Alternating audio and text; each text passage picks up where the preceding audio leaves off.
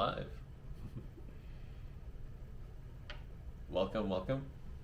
So right now we're at day number 3 of brewing with these beans over here. Fahem by Tim Wendelboe, roasted by, yet again, Tim Wendelboe in Norway. And I'm pretty excited to try out this third cup because I think that we're getting pretty darn close to a really delicious cup of coffee. And I think that with a couple more tweaks, maybe today or tomorrow, we'll narrow down a really balanced cup of coffee that will hopefully shine a lot of the delicious notes that I am expecting from these beans over here. And you know what, if I don't get those notes, then we'll mix it up and try something new. But I think that we're getting to a place where I would be happy with the cup of coffee here. So let's slowly begin. And yet again, we're brewing with the Kalita Wave. Ooh. I don't know if you know too much about the Kalita Wave, but it's a flat bottom brewer, meaning it has a flat bottom versus a tapered angle bottom like the Hario V60. I think so. And the biggest difference that I've found is that with a angled bottom, you get more interesting acidities, while this one gets a bit more of a rounded body. So the flat bottom brewers gives you a bit more of a rounded, balanced body, while the angled, more quicker brewers gives you a more interesting acidity because of the extraction. But yeah, yet again, we're brewing with the Kalita Wave with the wave filters. So let's begin measuring our beans.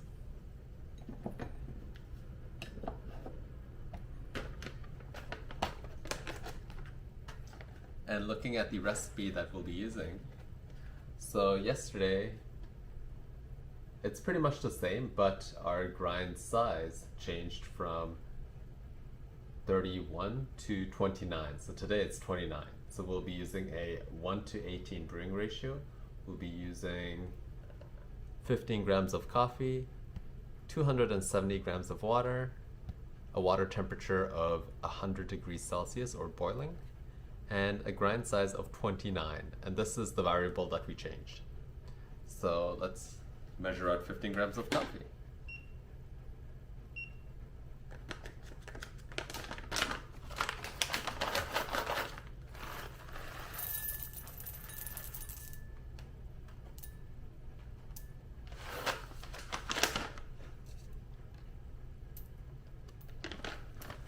Grams.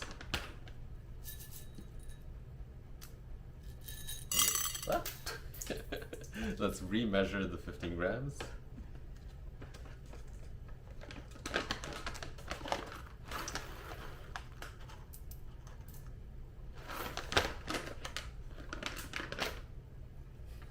I won't shake it as hard. 15 grams.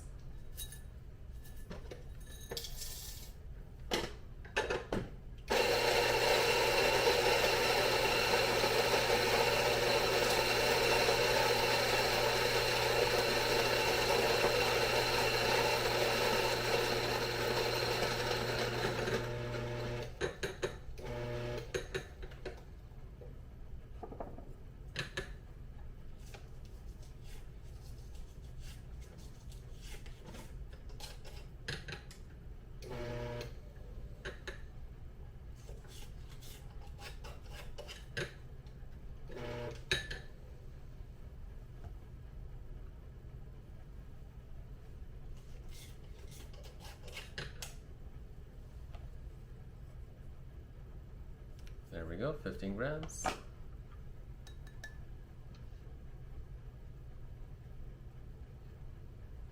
Let me get the boiling water and let's begin brewing.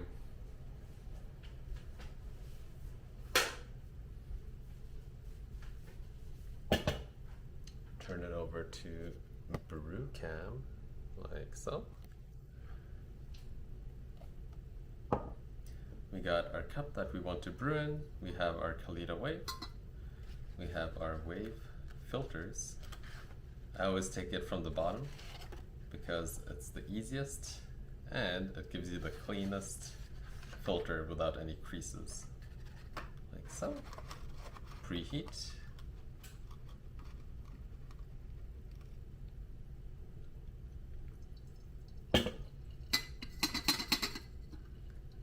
So, let it fully drain out and then toss the water out.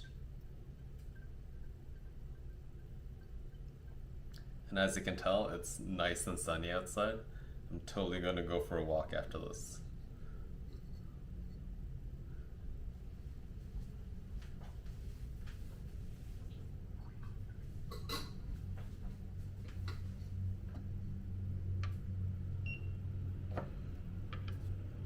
And I always have the habit of remeasuring the beans whenever I pour it in. It's just a good thing to do to make sure that it's always 15 grams or nothing is off. And it's just a good habit to get into if you want to be extremely accurate and anal like me. Okay, tare. And let's begin brewing. We got our stir stick ready. And yet again, looking at this, we need to pour up to 270 grams of water, but I'll be doing a 15-gram bloom first. So start the timer, pour 50 grams of water, like so. Stir.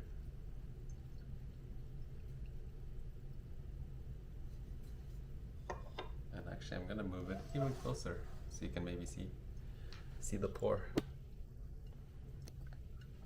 Like so. And then at 30 seconds, we slowly pour.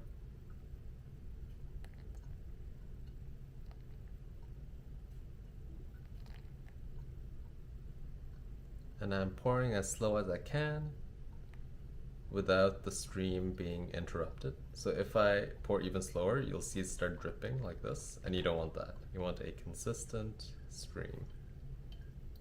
Because those drips that happen if you pour too slow will start agitating the bed and make for an uneven extraction. I'm just pouring in a slow circular motion, trying not to get too close to the filter like this, because it might just pour down the sides, which is not cool. And at a certain point I realized that it's not going higher, which is good. So the amount of liquid that I'm pouring in equals the amount of liquid that is going out of the Kalita Wave.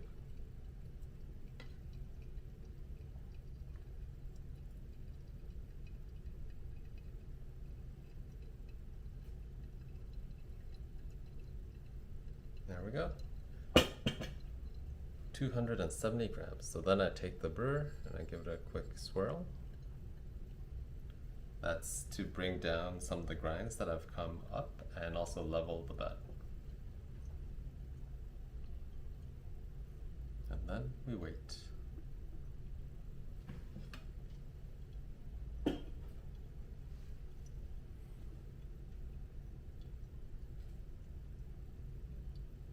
And one thing that I think is very important to know between like light and dark roasts is that they will look totally different when brewed with. So you've probably seen a lot of like big blooms with darker roasts, while in a lighter roast, it's more like a water sea of slurry and grinds. And it might not look as appealing, but the coffee that it produces is really delicious and good. So the way that a coffee looks in the brewer is really just a representation of the roast level. So don't think too much about it and just brew your beans and try to produce the best cup possible. Don't worry too much about how it looks. And here we go, a flat bed. Not too many grinds up top. Looking good. Time is 3 minutes and 15 seconds. Probably drained at around 3 minutes and 5 seconds. Move that over.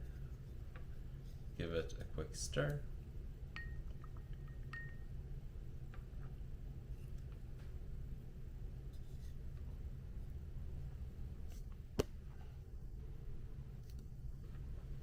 and now we wait for it to cool down.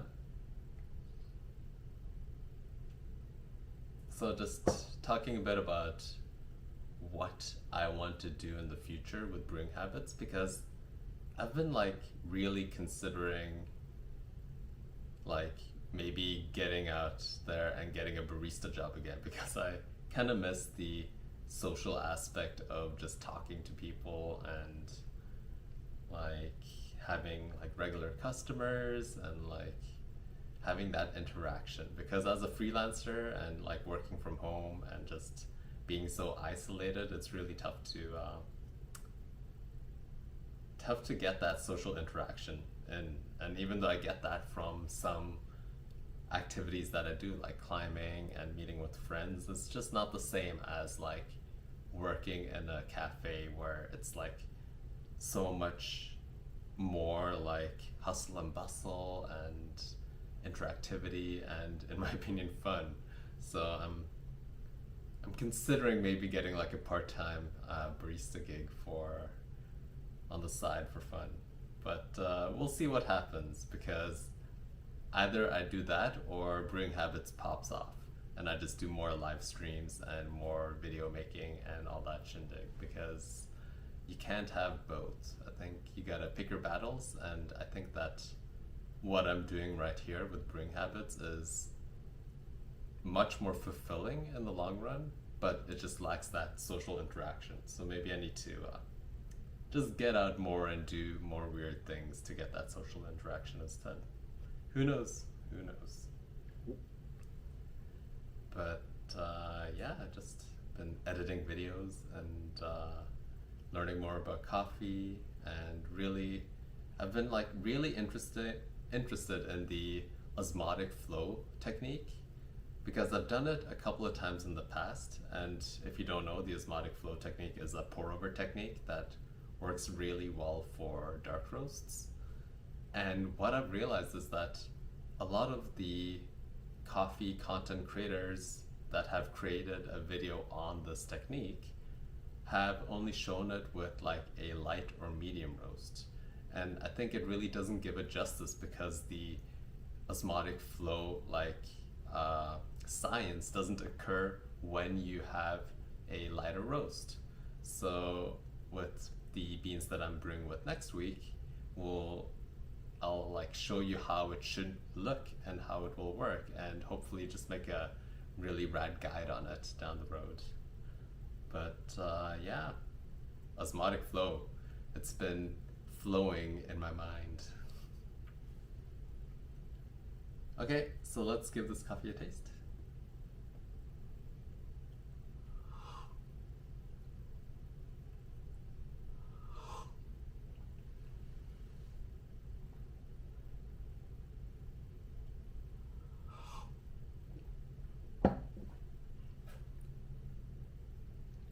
Okay, so what I can tell right now is that it's over extracted. The interesting qualities that I had yesterday with my last cup aren't being found in this cup over here. And I thought that the small change of moving the ground size from 31 to 29 would do the trick and open it up even more with more interesting flavors. And what I'm realizing right now is that that was kind of the peak. You know, the last cup was where most of the interesting flavors resided, and I might have to like revert back to that starting point and figure out a different change to do to maybe get more out of this coffee. Because right now this is over extracted, it's getting those dry, astringent qualities, and it just doesn't taste as good as yesterday's cup.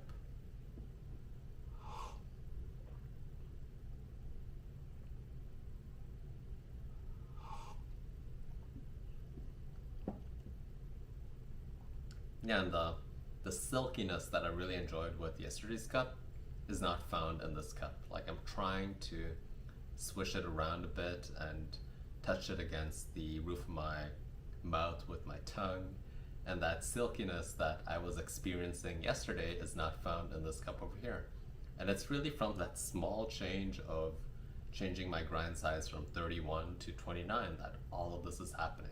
So coffee is really fickle, and you just need to be wary of what you do and how you change your recipes and brew and do your technique, because every single small action will totally impact the way your final cup of coffee ends up.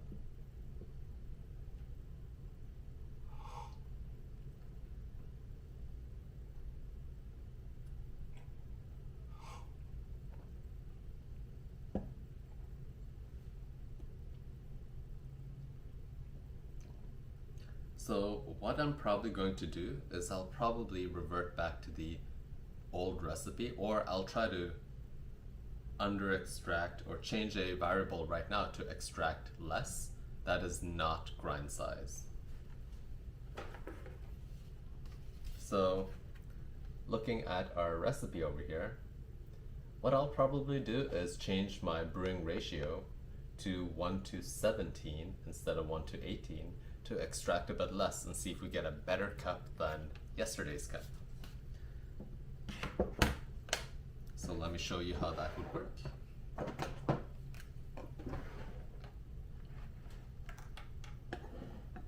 Okay, so, I don't know, should I be holding it like this? Let's see. So this 1:18 brewing ratio would turn into a 1:17. And I still want to use 15 grams of coffee. I think that's pretty consistent. But, oh wait, why am I drawing an arrow there? But the water amount will change. So with a 1:17 ratio, 17 times 15 is 255. An easier way to do this is to just subtract one increment of 15 from 270, which is 255. So, like so. So tomorrow's recipe, I probably stumbled on my words there, but tomorrow's recipe will be a 1:17 ratio cup of coffee with 255 grams of water instead. And this is because today's cup was slightly over extracted. And the taste, I think it was worse than yesterday's cup, so it's like down over here somewhere. Like so. And the thing is, like, even though I'm making a very small change in my grind setting, so I yet again just went from 31 to 29, it just had this huge impact in my coffee that I did not enjoy, because the qualities that I was looking for were now overshadowed by the extra extraction that was happening, and it just didn't add more to the cup. It subtracted from the cup.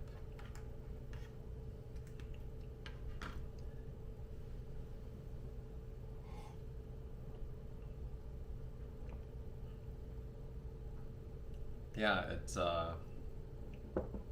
like, this is still better than some of the earlier cups in the 1:15, 16, and 17 range that we were brewing with in our first brew, but comparing this to, yet again, yesterday's cup is not as good.